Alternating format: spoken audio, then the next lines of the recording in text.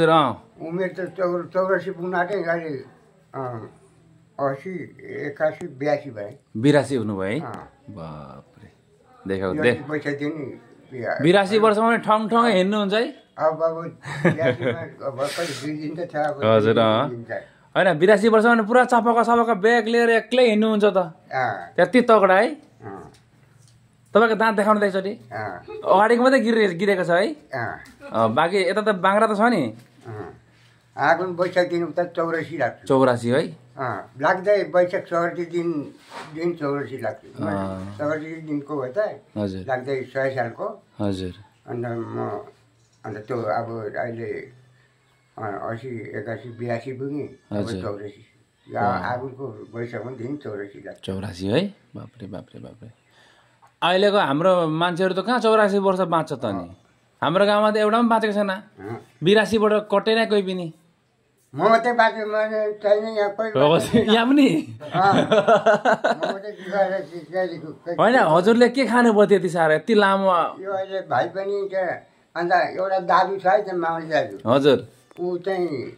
मभन्दा उता 84 परार साल पुग्यो 84 पुग्दा पनि लायो माउली दाजु हजुर एउटा मभन्दा जेठो अरू कोही छैन एउटा दाजु छ ए अच्छा पूजा 84 मा पूजा लाएर उसले अहिले साह्रै ठुलै ल्याइदिए है हामीले अर्को अहिले ल्याइदिएको छैन अहिले काम गर्छ बाजे तपाईँले के ढेँडो खानुहुन्थ्यो कि पहिला ढेँडो खानुहुन्थ्यो ढेँडो कोदोको ढेँडो हुन्थ्यो नि पानमा खाइकरी आएको त्यही लागि यति उमेर त तगडा हुनुहुन्छ है त्यस्तै खाएर तगडा भएको होला तपाईँको बाउ म भन्दा अलिकति जेठो छन् कि होइन सानो हो मेरो बाउ त होइन बाउ कति वर्ष पुगे 73 भएको थियो 73 मा खस्यो 73 सालमा 74 75 78 हुन्थ्यो त्यतिखेर भएको बा बाबा खसेको 21 कान्छ अलिकति कान्छ हो हजुर हामी झन् उमेर उठ्थे सँगै त गाडी चलाएको म जान्छु बुढाको बास चलाउने पापरी बास चलाउने हजुर चलाउँथे हजुर बाउ म चिन्दिनँ हजुर चिन्नुहुन्छ हजुरले चिन्नुहुन्छ मास्टर ऊ ड्राइभर पनि सबै हामी चिन्छौँ हामी त्यो तुलबाट तल त मगर बजार लाग्थ्यो हजुर त्यहाँ अन्त त्यो रममा फुली त्यतिको रम त्यहाँ फुली फुली रक्सी महलको है त्यो खान्थ्यो त्यहाँ अन्त त्यो ड्राइभरलाई बोलाएर गाडी रोकेको नि अलिक खाएर जानुहोस् भने जहाँ पनि चिनेको छ अन्त उसलाई रमको मान्छेलाई त्यो उसको फुली बेच्नेको अन्त निकाल्यो अन्त त्यो दोकानीलाई रम उसलाई फुली बेग्लै हुन्छ नि त हजुर एउटा हरियो हुन्छ त्यो सेतो हुन्छ हजुर त्यो बाबुले त्यो हरियो मात्रै खाने धेरै नखाने एकैलाई खाने नानी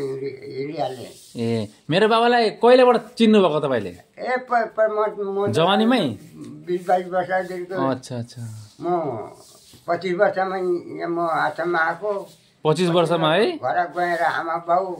जान सबै लिएर आएँ त्यहाँबाट अन्त आमा बाउ खसे भाइहरू छन् जोडा तपाईँको नेपालमा कुन जग्गा घर नेपालमा 4 नम्बर भत्तुर पर्छ 4 नम्बर भत्तुर अच्छा मेरो बाबाको त अब यहाँ गोर्खा डिस्ट्रिक्ट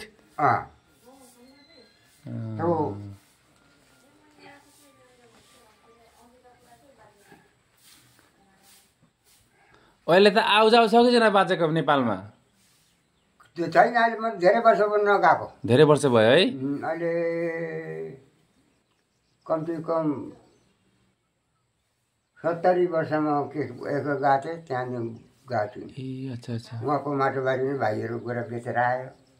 भाइको माइला भाइ कान्छा भाइ छन् ए अहिले नेपालमा कोही छैन आफ्नो मान्छेहरू छ अन्त भाइले गएर बेचेर आयो हामी चाहिँ अगाडि माटो खुलायो भने यो माटो खुलाउने मान्छे नै म यो अनि यहाँ मिरपुरमा अच्छा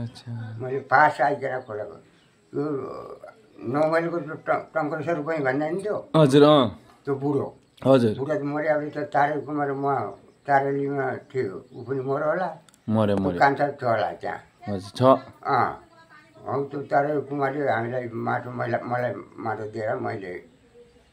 यहाँदेखिको तल नदी किनार 50 रुपियाँ सिट कम्ती पनि 50 रुपियाँ सिट माटोको एक सिट माटोको 50 रुपियाँ अनि त्यतिखेर 50 रुपियाँ कमाउनु कति टाइम लाग्थ्यो कति दिन लाग्थ्यो अब त्यतिखेर अब चामल 4 आना केजी थियो 4 आना केजी चामल 4 आना केजी पनि थिएन 20 पैसा किलो थियो अनि 1 पैसा धान 1 पैसा धान 1 पैसा अनि 20 पैसा अनि 1 पैसा भयो भने त 1000 पैसाले कति हुन्छ अनि त्यो 1 रुपियाँ हुने त